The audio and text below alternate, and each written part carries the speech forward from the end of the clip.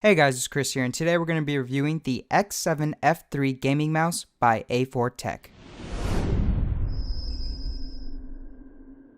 When you purchase the mouse, you are given a software that allows you to program its features, such as its buttons, and these are the type of operating system it supports.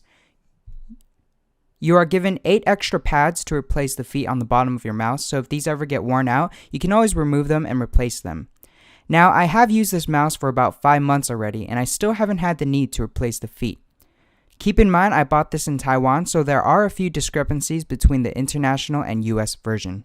Out of the box, the mouse has a bullet hole design to give it an FPS look, which I myself don't really like. The side and bottom have a nice shiny bronze finish to it that looks good, and which you can see has started to come off from where my hands actually cup the mouse. So I decided to scratch it off, which looks good both ways. The left side of the mouse has indents that provide grip, but to me are just there for the looks and rubbing it when I'm bored. And the top of the mouse has a really nice texture to it. It has a sandpaper feel to it that is soft to the hands and easy to grip. I really like it. And there is nothing on the right side. The connection to the mouse is pretty sturdy, and the cord is braided, so the wire is very unlikely to break and can last you a pretty long time. The USB itself is not gold-plated on the outside, which is one of the differences between the international and US versions of this mouse, but the inside is gold-plated, which is what really matters in terms of good connection, so you still get the same quality. The mouse has 7 programmable buttons, all of which have a good response to them. You have the left and right, which I found sometimes the left wouldn't work, but a second click would do just fine. A profile changer that lights a different color for each of the 5 profiles, a scroll wheel with a button, and a button near the scroll wheel, and 2 side buttons for your thumb. Looking at the laser, we have A4Tech's V-Track technology that I found to be quite precise, and along with the pads, which are decent but not as good as other mouses like the Razer Death Adder, the mouse is pretty good in terms of speed and precision. The mouse has a deep cut in the left and a protrusion on the right, and an even curve that fits the hand very well. One thing I did find was that the mouse is a bit small. I have small hands, and my pinky and index finger are still hanging off of the side of the mouse, and it gets a bit annoying after long sessions where your 2 fingers are rubbing against the mouse pad. The mouse is a lightweight, which is good or bad depending on how heavy you like your mouse, but for me I wish it were a bit heavier and bigger so that I have more control over it with small movements. The program is where I think this mouse excels the most. The customizations are endless. A small example would be how, with just a click of a button, in this case my scroll button, I programmed my mouse to be able to pause and play music from my iTunes without having it to pop open or not.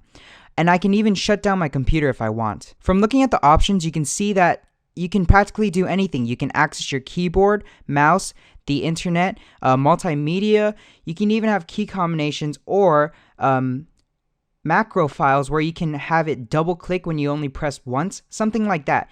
Now on a more consumer level like me, I don't really need 5 profiles, which is all the profiles here. And if I want to change to each profile, I just have to press the clear button on the mouse and it'll automatically pop up asking me or letting me know which profile I'm on.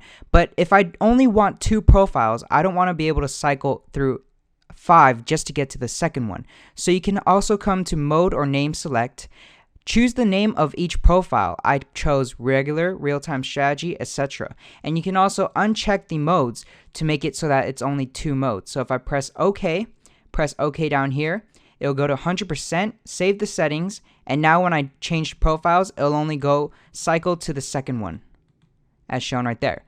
So it's pretty good for media and just everyday usage. And you also have files here that you can have new profiles or just save the profiles, such like that, and also import and export. So if you plan on going to another computer, you can just bring the file with you, download the program on that computer, and import your files, and you have your whole mouse there. You have your mouse and the program with the same features you had on your previous computer. Anyway, so that was the program, just short and simple. I don't want to go way into it, but there's many things that I haven't even explored yet, even after having this mouse for 5 months. So if you want to get out of this program, again, you can update here just by clicking this. And getting out of the program, you want to press OK to save and press this button right here, and that'll exit you right out. Well, that does it with my full review. Thank you guys for watching. My final thoughts are, if you are an average consumer looking to start buying good peripherals for gaming or everyday purposes like surfing the web, editing, or listening to music, I give this a good 8 out of 10.